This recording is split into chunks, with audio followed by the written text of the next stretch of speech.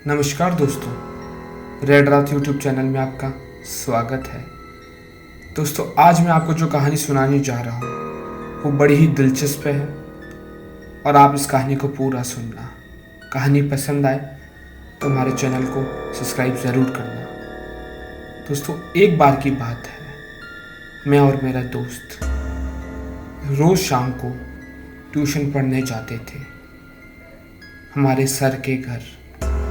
Sir का घर हम दोनों के घर से थोड़ा दूर था और थोड़ा जंगलों के पास था। हम दोनों ट्यूशन शाम को 7 बजे से लेके 8 बजे के बीच जाया करते थे रोज़। उस टाइम पर हमारे पास कोई बाइक और स्कूटी नहीं हुआ करती थी जिससे कि हम ट्यूशन जाएं। हम दोनों के पास साइकिल थी जिससे हम ट्यूशन जाया करते थे। हमारे रास्ते में कई सारी बिल्डिंगें आती थी, लेकिन एक बिल्डिंग ऐसी थी जिसे हम कई साल से देख रहे थे।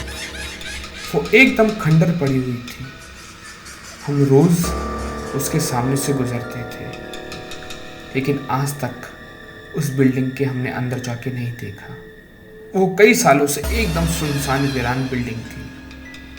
हम बचपन में सुना करते थे कि यहाँ पर इस बिल्डिंग के अंदर भूत प्रेत का साया है।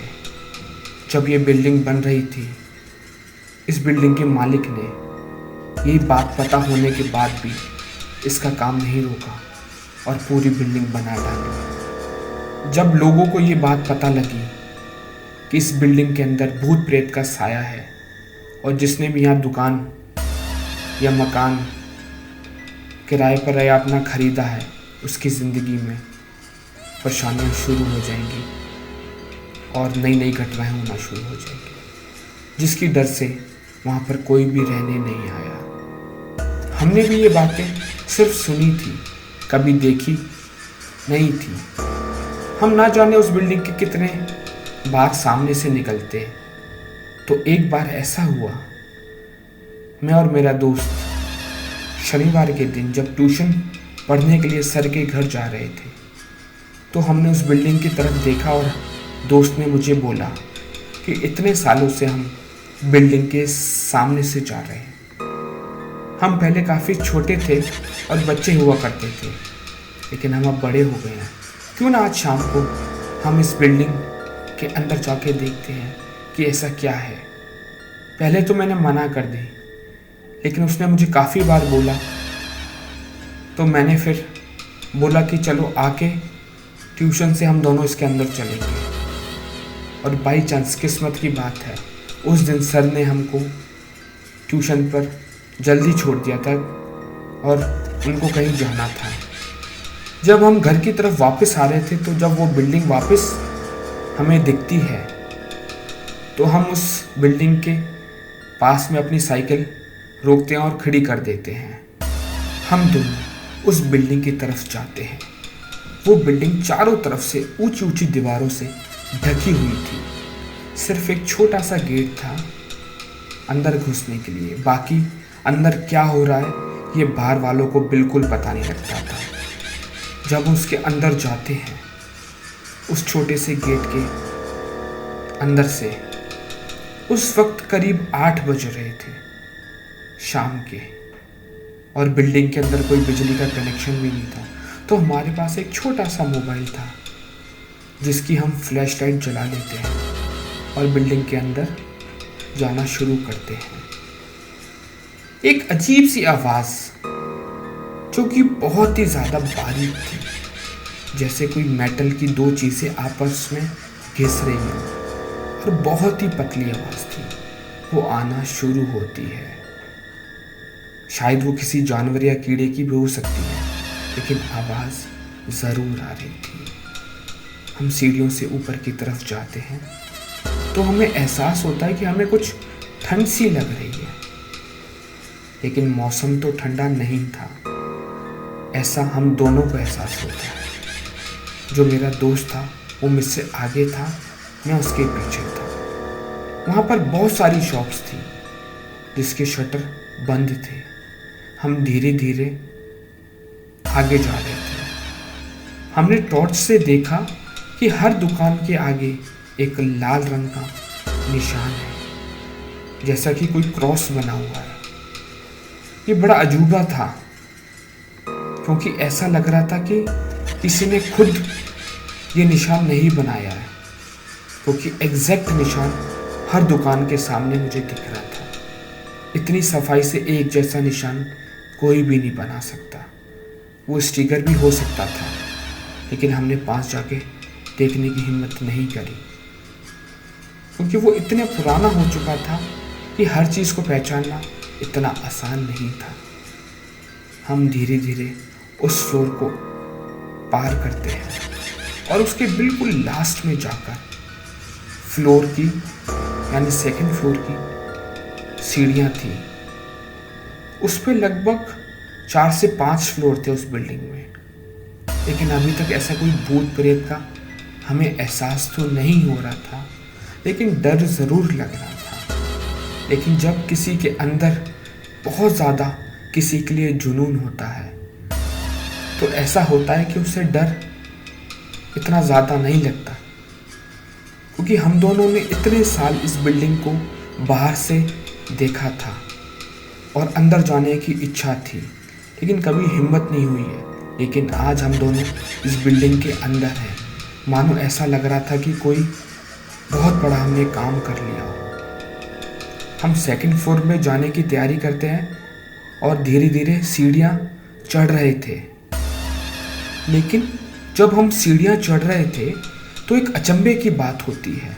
हम दोनों उस सीढ़ियों पे करीबन 2 से 3 बार गिरते गिरते बचे, और ऐसा हम दोनों के साथ एक साथ हुआ।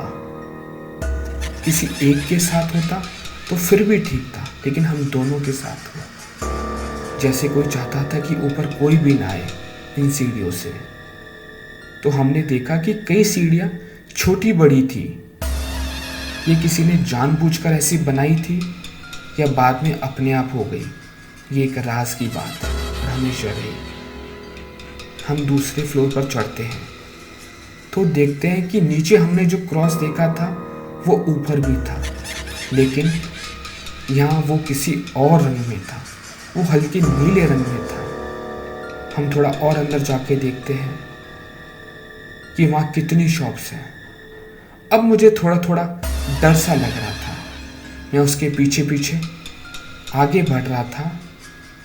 जब हमने बिल्डिंग में चढ़ने की शुरुआत करी थी तो एक अजीब सी आवाज़ आ रही थी नीचे। वो यहाँ भी मुझे सुनाई दे रही थी, और जो ठंड का था वो भी इस फ्लोर पर महसूस हो रहा था कि इतनी ठंड क्यों लग रही है मुझे। लेकिन ऐसा सुना था कि जो इमारतें सुनसान और थोड़ा जंगल के बीच में होती हैं, वहाँ पर ऐसे ही वातावरण ठंड का होता है। ये सिर्फ हमने सुना था, लेकिन आज हमने एहसास भी कर लिया। हम इस फ्लोर में आगे बढ़ते हैं तो एक अजीब सी घटना होती है, जो हमको सिर्फ दूसरे फ्लोर पर आने पर पता लगती है कि हर दुकान के शटर पर एक ताला लगा हुआ है। तो ये पता लगाने के लिए हमने हर दुकान को चेक किया तो सब दुकानों पर ताला लगा हुआ था। ये बात देखकर तो ज़रूर एहसास होता है कि कुछ तो ऐसा है जो कि नॉर्मल नहीं है। ये बात पता लगाने के लिए हम फिर तीसरे फ्लोर पर भी गए और वहाँ पर भी देखा वो सारे निशान तीसरे फ्लोर पर भी थे, लेकिन कलर थोड़ा चेंज था।